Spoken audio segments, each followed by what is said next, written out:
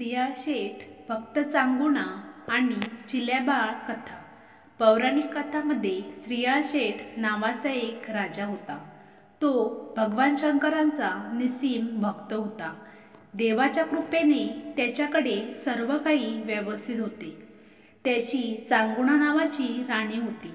या राजा राणीला चिलया नावाचं एकुलते एक बाळ होतं। श्रियाळ शेठ आणि चांगुणा राणी हे आपल्या घरी येणाऱ्या प्रत्येकाला अन्नदान करीत। त्यांच्याकडे येणारी कोणतीही व्यक्ती कधीच उपाशी जात नसे आणि हे राजा राणी आपल्याकडे येणाऱ्या प्रत्येक व्यक्तीला जे हवं ते उपलब्ध करून देत असत। कधीही कुणाला न दुखावता आणि उपाशी न ठेवता त्यांची अन्नाची अपेक्षा पूर्ण करत असत। एकदा भगवान शंकरांनी त्यांची परीक्षा घ्यायची ठरवलं आणि एका साधूबाबांचं रूप घेऊन त्यांच्या घरी भिक्षेसाठी आले।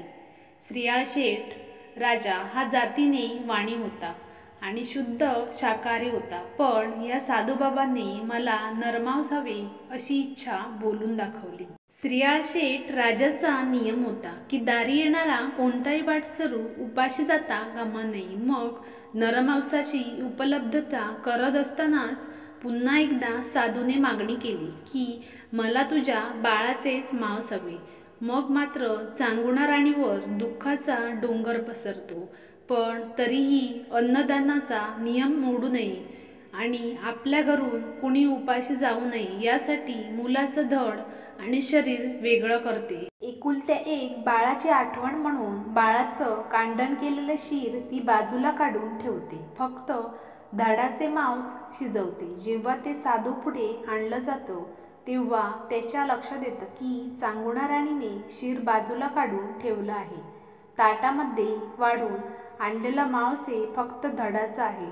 पुन्हा एकदा क्रोधित होऊन साधू उठू लागतो की तुम्ही माझी फसवणूक करीत आहात, म्हणून मग श्रियाळ शेठ राजा आणि राणी त्या साधूचे पाय धरतात, माफी मागतात। ते साधूबाबाची करुणा भागतात। हे शिवशंभो, हे भगवंता, आता आमची किती परीक्षा पाहणार आहेस?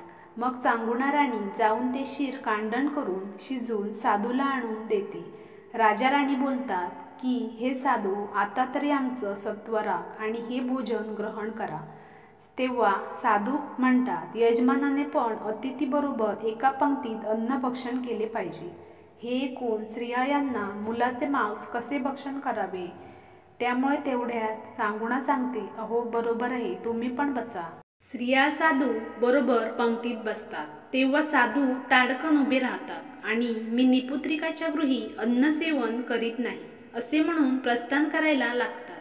तेव्हा चांगुणा त्यांच्या पायाला मिठी मारते। साधूबाबा त्यांचा त्याग पाहून प्रसन्न होतात। नंतर राजा राणीला सांगतात की मी तुमची भक्ती पाहून प्रसन्न झालो आहे।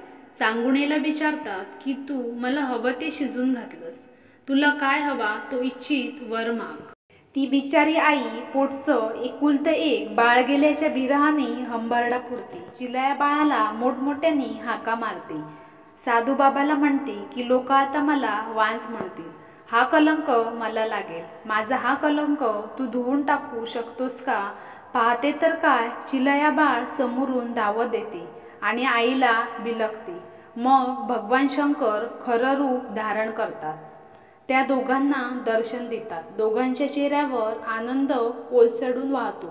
श्रियाळ शेठ राजा आणि चांगुणा राणी साक्षात भगवंतांच्या दर्शनाने धन्य पावतात। भगवान शंकर मग सांगतात की तुमची परीक्षा घ्यायला मी आलो होतो, तुमची भक्ती अगाध आहे। अशा या भगवान शंकर भक्तांचं म्हणजेच श्रियाळ शेठ राजाचं राज्य फक्त 3.5 घटकांचं होतं, म्हणून या राजाला औटघटकेचा राजा असं संबोधलं जातं।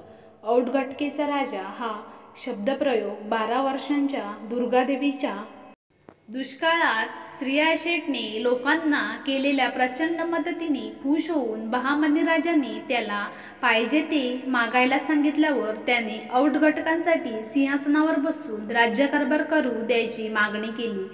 ती मागणी बहामनी राजाने मान्य झाली। यावरून श्रियाळ शेठला औटघटनेचा राजा म्हणतात।